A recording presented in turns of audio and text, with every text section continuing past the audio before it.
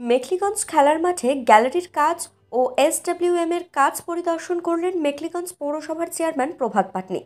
সোমবার তিনি মেখলিগঞ্জ পৌরসভার ভাইস চেয়ারম্যান দেবাশিস বর্ধন চৌধুরী, মেখলিগঞ্জ পৌরসভার হেড ক্লার্ক ও অ্যাকাউন্টেন্ট অমিতাভ বর্ধন চৌধুরী, 1 নং ওয়ার্ডের কাউন্সিলর কৃষ্ণা বর্মন, 2 নং ওয়ার্ডের কাউন্সিলর ভারতী বর্মন, 4 নং ওয়ার্ডের কাউন্সিলর রঞ্জিত রায়, 5 নং ওয়ার্ডের কাউন্সিলর সোমা ভৌমিককে সঙ্গে নিয়ে খেলার মাঠে উপস্থিত হন ও কাজ ঘুরে দেখেন।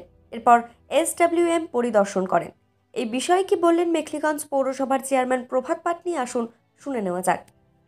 আমাদের মেখলিগঞ্জ পৌরসভার উপপৌরপিতা শ্রী দেবাশিস বর্ধন চৌধুরী ও অন্যান্য আমাদের কাউন্সিলরদের নিয়ে আমাদের মেখলিগঞ্জ বল খেলা মাঠ, আমাদের মেখলিগঞ্জের অন্যতম একটা দাবি ছিল গ্যালারির জন্য। বল খেলা মাঠ, আমাদের এখানে একটা বড় মাঠ আছে গ্যালারির জন্য, সেই গ্যালারির দাবি পূরণ হয় এবং সেই কাজটা কিছুদিন বন্ধ ছিল। সেই কাজটা আমি নতুন চেয়ারম্যান হওয়ার পরে সেটা আবার তাড়াতাড়ি দ্রুত ব্যবস্থা করার ঘোষণা করি বা পদক্ষেপ গ্রহণ করি।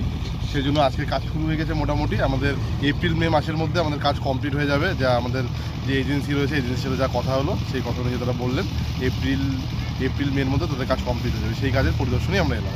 পৌরসভা থেকে পৌরসভার বিভিন্ন কাউন্সিলর ও পৌরসভার বাদবাকি অফিসাররা আমরা এসেছি আজকে আমাদের এখানে যে প্রসেসিং ইউনিট আছে মেখলিগঞ্জ পৌরসভার, এই প্রসেসিং ইউনিট পর্যবেক্ষণ করতে এসেছি। সেখানে কাজ হচ্ছে, কী কী কাজ হচ্ছে, আগামীতে কতদিন লাগবে কাজ শেষ হতে, এইসব ব্যাপারে আমরা আলোচনা করলাম।